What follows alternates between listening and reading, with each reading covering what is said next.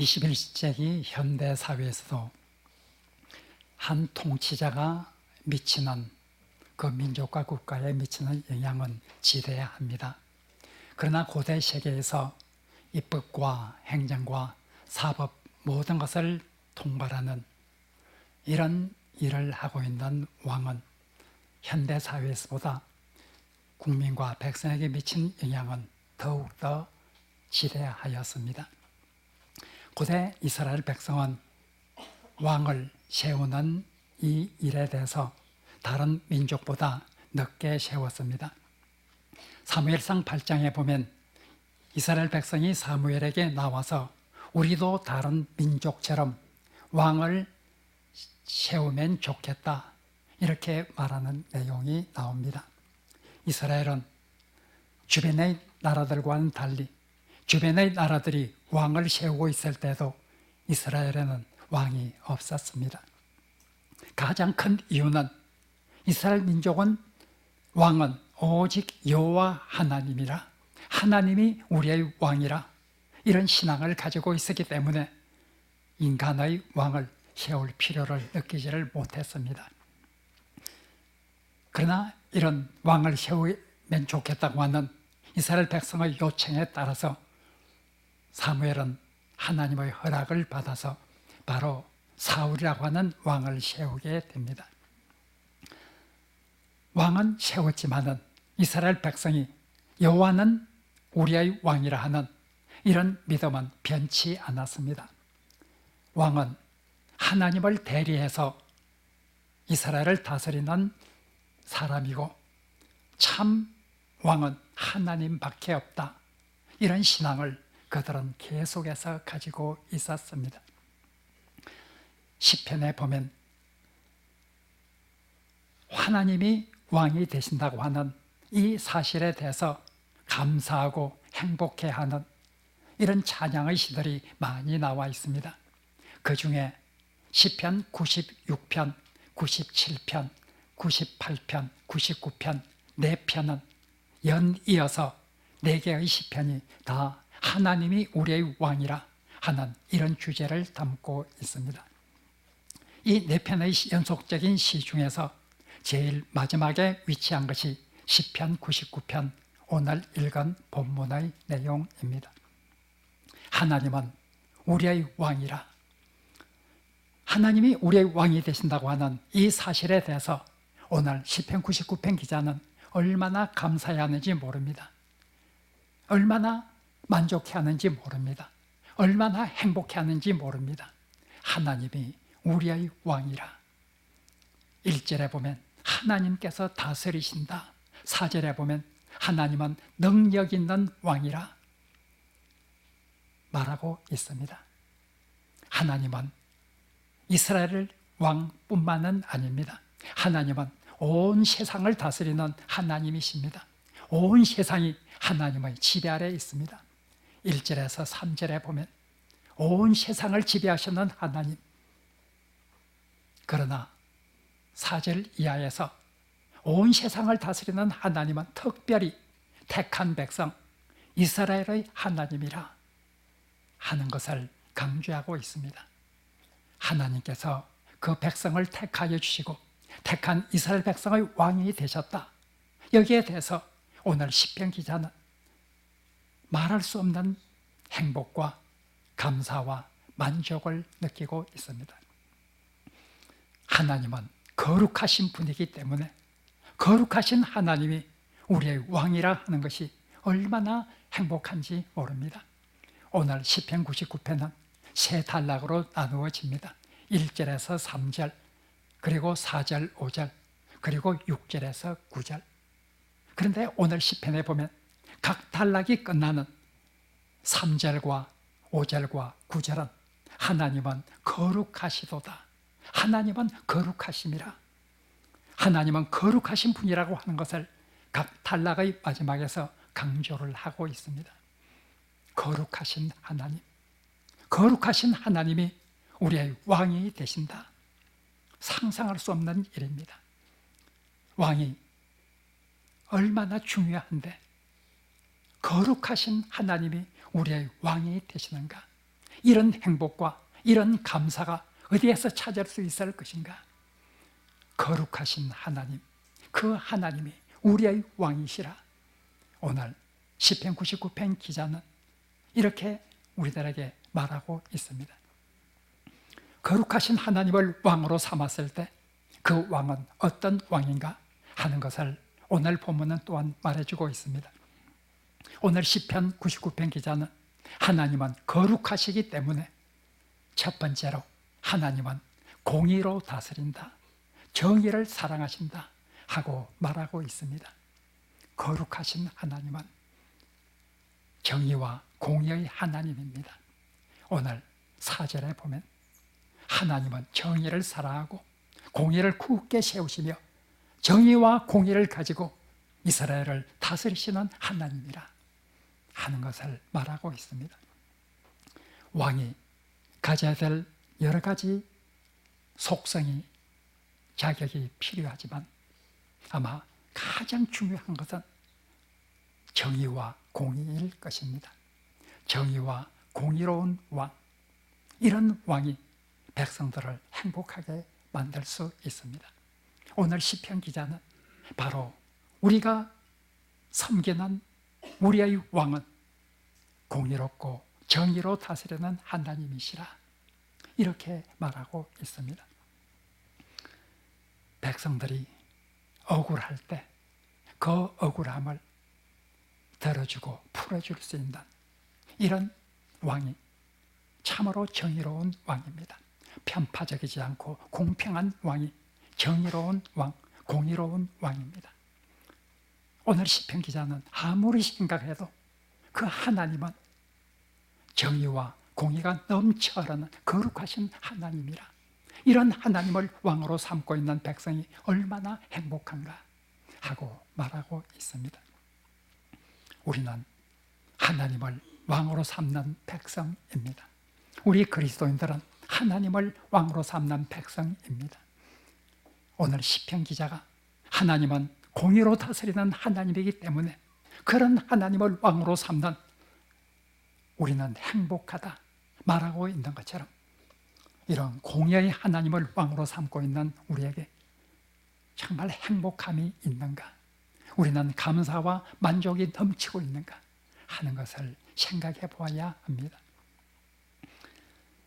우리가 억울할 때, 우리가 슬픈 일을 당할 때, 우리가 까닭없이 대적들로부터 음해를 당하고 있을 때 참으로 억울할 것입니다. 세상이 그런 억울함을 다 풀어줄 수는 없을 것입니다. 그러나 우리 그리스도인들에게는 그런 억울함을 덜어주시고 풀어주시는 하나님이 우리의 왕으로 계신다는 것을 늘 생각을 해야 합니다. 찬송가 372장은 원래 흑인 연가였습니다. 흑인들이 부르는 노래였습니다. 흑인들이 아프리카에서 미국으로 끌려와서 노예 생활을 하면서 가장 고통과 억울한 가운데서 살아가는 이런 흑인들이 나의 고난을 누가 알아줄 수 있는가?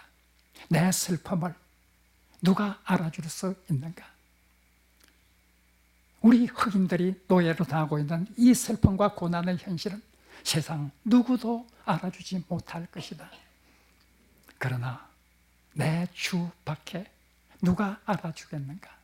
나의 하나님, 우리 주 예수 그리스도, 바로 그분만이 나의 고난의 삶, 나의 억울한 삶을 알아주실 분이라. 이렇게 노래하면서 그들은 세상에서 슬픔과 고난의 상황을 이기며 살아갔습니다. 이 372장이 널리 알려지게 된 데는 마리안 앤더슨이라고 하는 유명한 가수의 이야기가 바로 이 곡을 더욱더 유명하게 만들었습니다. 마리안 앤더슨은 여성 흑인 가수였습니다. 천부적인 소질을 가지고 그 천부적인 소질로 인해서 성악가로서 크게 발돋움할 수 있었습니다.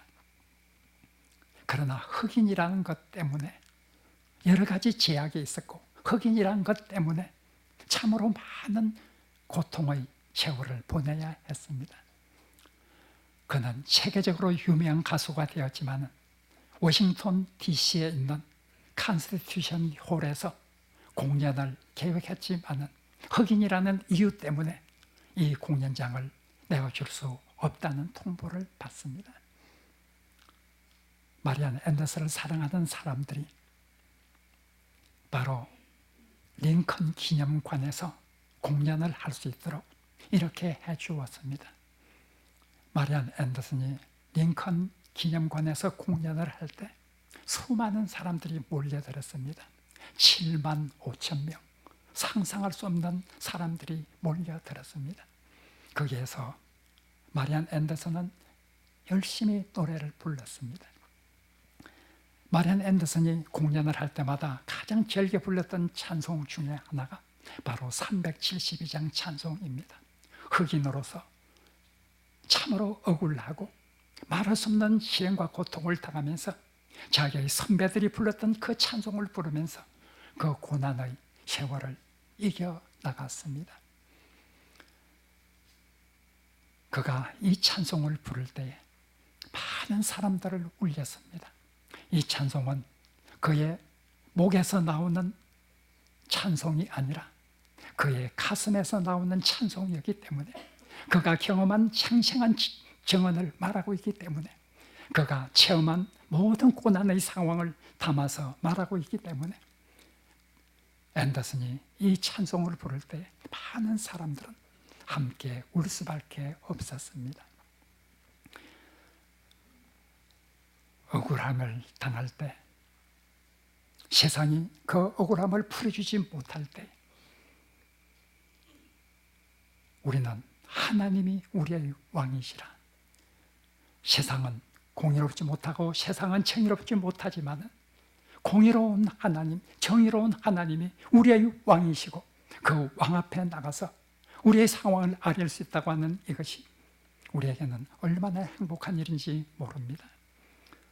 우리가 세상을 살게 될 때, 우리가 억울한 일을 당할 때, 우리가 세상이 공평하게 나를 대해주지 않을 때 하나님 앞에 나갈 수 있다는 사실을 꼭 기억해야 합니다. 하나님 앞에 우리가 이 사정을 아뢰고 하나님 앞에 호소할 수 있는 길이 있다고 하는 것을 우리는 기억해야 합니다. 세상에서 우리의 억울한 상황이 다 해결되지 않을 수도 있을 것입니다. 그러나 우리 마음속에는 한 가지 믿음이 있습니다. 이 세상 내가 숨지는 동안에 내가 겪은 모든 고난의 상황이 해결되지 않는다 할지라도, 나의 억울한 이 모든 요인이 해소되지 않는다 할지라도 언젠가 하나님이 심판하시는 그날이 있어서 모든 것을 밝혀 세상 앞에 드러나게 해준 그날에 나의 억울함이 풀릴 수 있고 나는 온전히 하나님을 찬송할 수 있을 것이라고 하는 이 믿음을 가지고 살아가도록 성경은 우리들에게 말하고 있습니다. 구약 성경 이스라엘 백성들은 공의로 다스리는 하나님이 우리의 왕이라 하는 이것이 얼마나 행복했는지 모릅니다. 이것 때문에 그들은 힘있게 살아갈 수 있었습니다. 세상에서 때로는 억울한 일을 당하고 때로는 세상의 재판이 모든 것을 드러내주지는 못한다 할지라도, 공평하지 못한다 할지라도 그들 마음속에는 하나님이 우리의 왕이시고 공의로운 하나님이 심판하는 그날이 되면 모든 것이 밝히 드러날 것이라고 하는 이 믿음 속에서 세상을 힘있게 살아간다는 것을 우리가 알 수 있습니다. 하나님을 사랑하는 우리 하늘의 백성들은 항상 우리가 세상에서 억울한 일을 당할 때에도 하나님은 공의로운 하나님이시라, 하나님은 심판을 공의롭게 하시는 분이라고 하는 이 믿음을 가지고 세상을 이길 수 있어야 합니다. 시편 기자는 계속해서 우리들에게 강조합니다. 거룩하신 하나님은 우리의 필요를 채워주시는 하나님이라, 우리의 어려움을 해결해 주시는 하나님이라 하는 것을 말하고 있습니다. 오늘 본문에 보면 모세와 아론 그리고 사무엘 이런 사람들을 대표적으로 말하고 있습니다. 기도에 응답하시는 하나님, 우리가 필요할 때 응답해 주시는 하나님, 그것을 해결해 주시는 하나님, 그분이 우리의 왕이라 하는 것을 강조하고 있습니다. 왕은 백성들의 필요를 채워줘야 합니다. 백성들을 구원해 줄 수 있어야 합니다. 그것이 왕이 가진 하나의 의무이자 책임입니다. 여호와 하나님은 우리의 필요를 채워주시는 하나님이라. 모세를 보라, 아론을 보라, 사무엘을 보라. 그들이 이스라엘 민족을 위해서 무엇을 구했으며 하나님은 그들에게 어떻게 응답하셨는가를 기억하라 하고 말하고 있습니다. 이스라엘의 역사를 기억하라. 이스라엘의 역사를 기억할 때 이스라엘 민족이 어려울 때 하나님께 부르짖었고 그 부르짖음을 해결해 주신 하나님을 우리가 성경을 통해서 알 수 있다고 말하고 있습니다. 이스라엘의 역사를 기록한 구약 성경은 하나님께서 어려움에 처한 이스라엘 백성의 신음소리를 어떻게 해결해 주셨는지 잘 설명해 주고 있습니다. 우리가 어려울 때, 우리가 필요한 경우 우리의 어려움과 필요를 채워주시는 하나님, 그 하나님이 우리의 왕이 되신다 하고 오늘 본문은 말하고 있습니다. 그런 하나님이기 때문에 행복하다고 말하고 있습니다.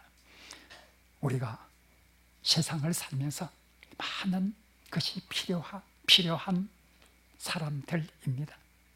때로는 어려움에 닥칠 수도 있습니다. 그럴 때 성경은 우리들에게 계속해서 말하고 있습니다.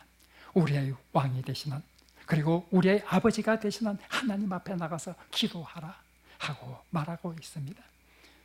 성경은 하나님의 백성은 기도함으로써 어려움에서 벗어나고 필요를 채우는 이런 사람들이 하나님의 백성이라고 말하고 있습니다. 우리의 왕 하나님은 우리에게 기도할 수 있는 특권을 주었는데 이런 특권을 포기하는 것이야말로 가장 어리석은 하늘의 백성이라 하고 말하고 있습니다. 하나님께서 우리의 왕으로서, 하나님께서 우리의 부모와 같은 자비로우신 하나님으로서 우리의 기도에 응답해 주시는 하나님이라고 하는 것을 꼭 기억하라고 오늘 본문은 말하고 있습니다. 우리가 어려움이 있을 때, 우리가 필요가 있을 때 우리의 기도를 들어주시고 응답해 주시는 하나님께 나가서 해결함을 받는 그런 이스라엘 백성들처럼 현대 사회를 살아가는 그리스도인들이 되시기를 바랍니다. 마지막으로 오늘 본문에는 하나님은 공의로운 하나님이기 때문에 사람을 행한 대로 심판을 하지만 그런데도 불구하고 하나님께서는 사랑의 하나님이기 때문에 용서해 주시는 하나님이라 하는 것을 말하고 있습니다. 오늘 본문에 보면 하나님이 사람을 행한 대로 심판하지만 그러나 하나님은 또한 용서해 주시는 하나님이라 하고 말하고 있습니다. 그런 하나님이 우리의 왕이라 하고 말하고 있습니다. 우리의 왕은 모든 것을 법에 따라서 다 징계하는 이런 하나님만은 결코 아닙니다. 하나님은 때로는 우리가 회개하고 우리가 고백할 때 그 회개와 고백이 진심이 담겨 있다고 하면 하나님께서는 우리를 용서하시는 하나님이라 하고 말하고 있습니다. 우리가 오늘 이 자리에 나와 있는 것도 용서하시는 하나님을 믿기 때문입니다. 우리가 행한 모든 것을 하나님으로부터 심판을 받는다고 하면 하나님 앞에 설 수 있는 자가 이 세상에 누가 있겠습니까? 아무도 하나님의 거룩하신 의로움 앞에 설 수 있는 사람은 아무도 없을 것입니다. 하나님은 용서하시는 하나님이시기 때문에 우리는 그 용서를 힘입어서 오늘도 이 자리에 나왔습니다. 하나님께서는 우리를 용서하시기 위해서 하나님의 독생자 예수 그리스도를 이 땅에 보내셨고 이 땅에서 십자가에 못 박혀 죽게 하셨습니다. 용서의 은혜, 이 용서의 은혜를 힘입어 우리는 하나님 앞에 나와서 예배하는 하늘의 백성들입니다. 우리는 우리가 잘못했을지라도 우리가 참으로 회개하면 하나님께서는 회개하는 심령을 기뻐 받아주시고 우리를 용서해 주시는 하나님, 이 하나님을 우리가 믿고 이런 하나님을 왕으로 가지신 이스라엘 백성이 행복했던 것처럼 21세기를 살아가는 우리 현대 그리스도인들도 용서하시는 하나님의 은혜를 믿으면서 감사와 행복이 넘치는 삶을 살아야 한다고 하는 것을 우리들에게 잘 말해주고 있습니다. 사랑하는 성도 여러분, 하나님은 우리의 왕이십니다. 하나님은 거룩하신 분입니다. 이 거룩하신 하나님은 공의로 다스리시는 우리의 왕입니다. 이 거룩하신 하나님은 우리의 필요를 채워주는, 우리의 기도를 응답하시는 우리의 왕이 되십니다. 이 거룩하신 하나님은 사람을 행한 대로 심판하기는 하지만 우리가 전심으로 회개하고 하나님 앞에 잘못을 고백할 때 우리 죄를 용서해 주시는 하나님이라고 하는 우리의 왕이 되신다고 하는 것을 오늘 시편 기자는 우리들에게 말해주고 있습니다. 이런 하나님 앞에 우리가 어떻게 해야 되는가? 오늘 시편 기자는 3절, 5절, 9절 각 단락의 마지막에서 하나님은 거룩하심이로다, 거룩하신 하나님을 우리의 왕으로 삼고 있는 이 감사와 행복의 마음을 전하면서 시편 기자는 우리들에게 말하고 있습니다.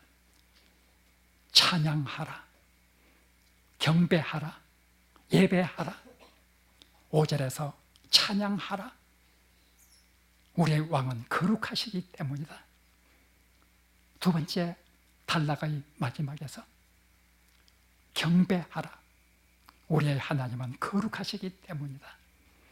마지막 단락 9절에서 예배하라, 우리의 하나님은 거룩하신 분이기 때문이라. 각 단락 마지막에서 찬양하라, 경배하라, 예배하라 하는 이 말은 우리의 삶이 거룩하신 하나님 앞에서 항상 예배와 경배와 찬양이 넘치는 삶을 살아야 한다고 하는 것을 말하고 있습니다. 거룩하신 하나님을 왕으로 섬기게 된 이 기쁨과 이 행복에 대해서 하나님께 감사하면서 그의 이름을 찬송하고 그에게 경배하고 그를 예배하는 삶, 이런 삶이 하늘의 거룩하신 하나님을 왕으로 삼는 이 땅에 사는 하늘의 백성들이 행해야 될 마땅한 본분이라 하고 말하고 있습니다. 우리 사랑하는 사랑의 빛교회 교우 여러분, 참으로 하나님은 우리의 왕이십니다. 공의로 우리를 다스리시고 우리의 기도를 응답해 주시고 우리를 사랑으로 용서해 주시는 우리의 왕이십니다. 이 왕을 찬양하고 경배하고 예배하면서 살아가는 그런 하늘의 백성이 되기를 간절히 바랍니다.